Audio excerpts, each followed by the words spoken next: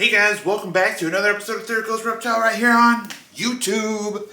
I get crazy with those sometimes, don't I? Today's video, we got a lot going on. I want to show you guys some updates here, just small little updates that I've done in this room.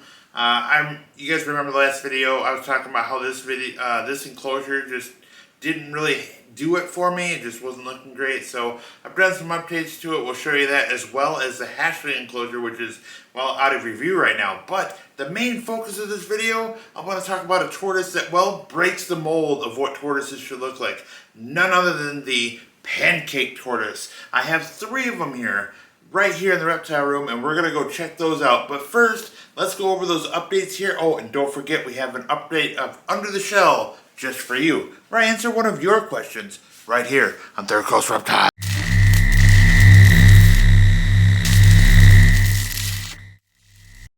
Alright guys, now I want to show you what we've done here with the new updated version of the Burmese Star Tort enclosure here. Definitely looks a lot better. I am very pleased with how this turned out. It just needed a little bit more stuff. Gotta have more stuff. So I changed out the feeding plates there with some flagstone. I put some driftwood in here. I made a lot more sight barriers, kind of some obstacles to go around.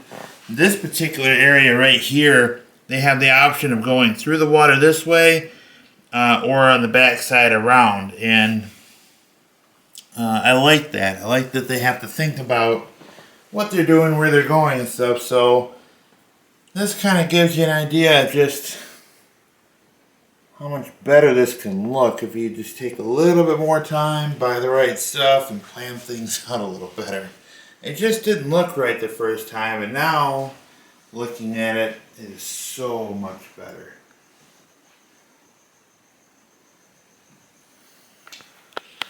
And like I said, guys, this is just something I like to do. You know, if you're going to create a forever home, they're going to be in your house for the rest of their lives. This is just something that makes a lot of sense. You want to create a home that's like this, that's full of enrichment, full of like a natural environment for them, a place for them to explore and check out new nooks and crannies and keep them on their toes and guessing, you know. And not every day it's just the same old box with the water dish and a hide, and that's it. And it's boring, you know. You want to give them the best life possible. That's why you're in this whole hobby in the first place, right? You want to give your tortoise the best life imaginable. But anyway, let's go ahead and show you guys the hatchling enclosure, and then we'll get on to those Pancake tortoises. As you can see here, I've added some vegetation in here for these guys. They're eating right now. Yeah. It looks a lot better. I tried to hide that divider a little bit with the grass, but it looks like a hedge. I guess it's okay.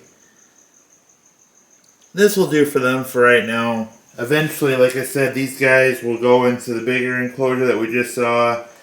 And then this guy here is actually going to end up in the Redfoot room on the upper deck when he gets to be an adult. So without further ado, ladies and gents, let's go check out the Pancake tortoises.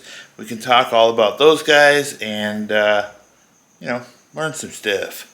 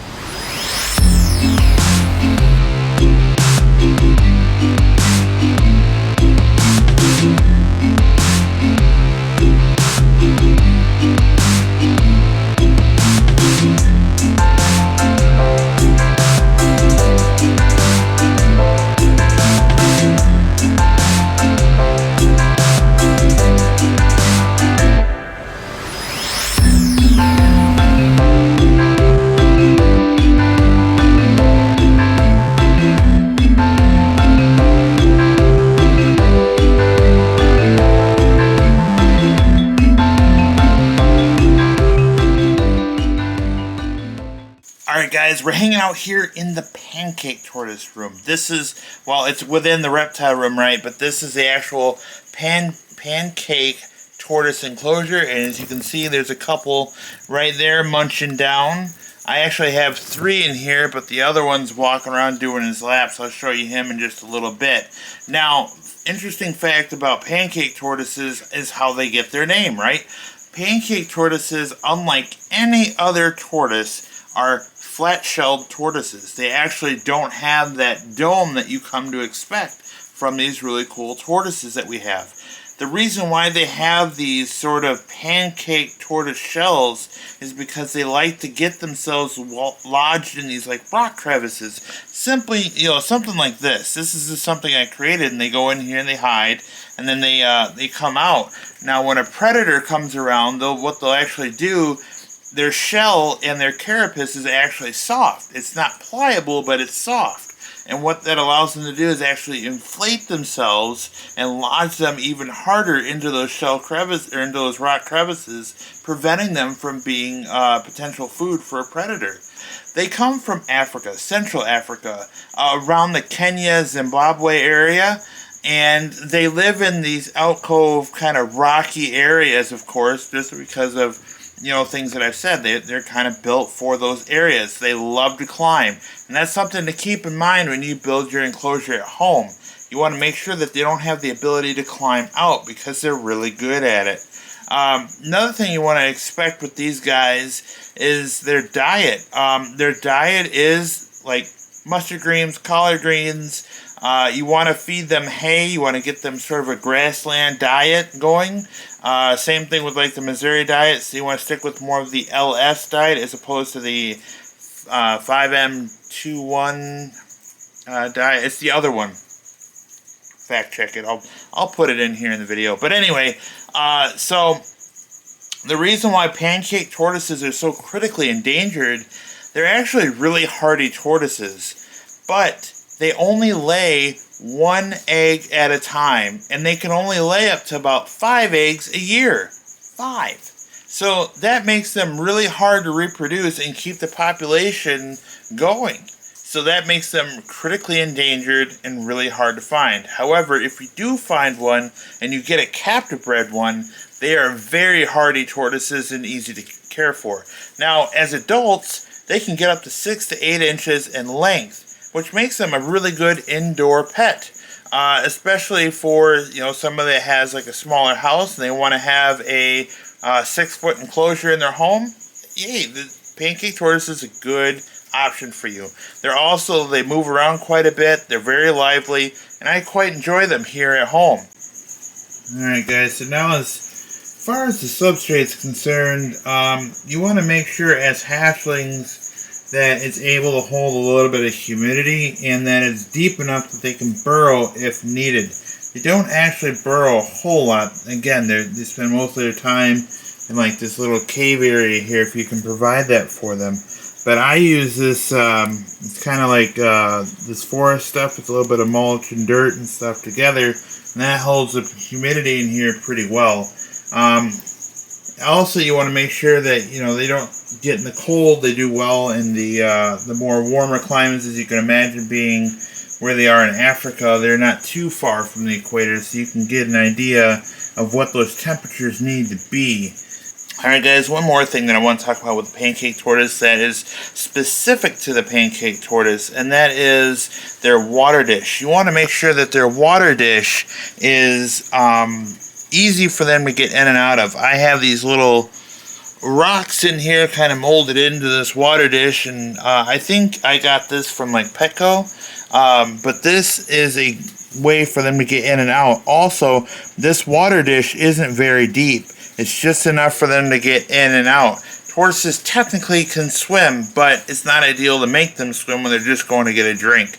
The idea is you want them to be comfortable at all times. So with pancake tortoises' profile being so small, you want to make sure that you give them opportunity to get in and out of that water dish easily, and that water dish is shallow enough that they can actually enjoy getting a drink, soaking, and whatever.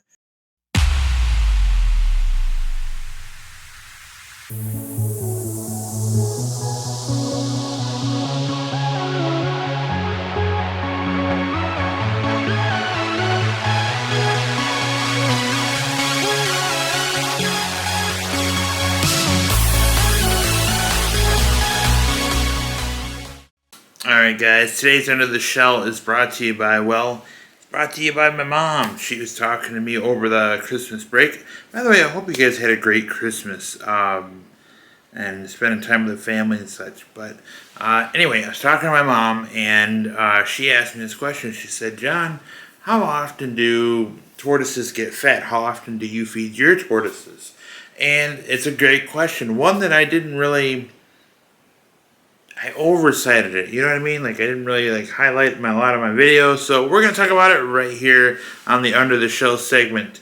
So, as adults, you want to feed your tortoises probably, I would say, 3 times a week.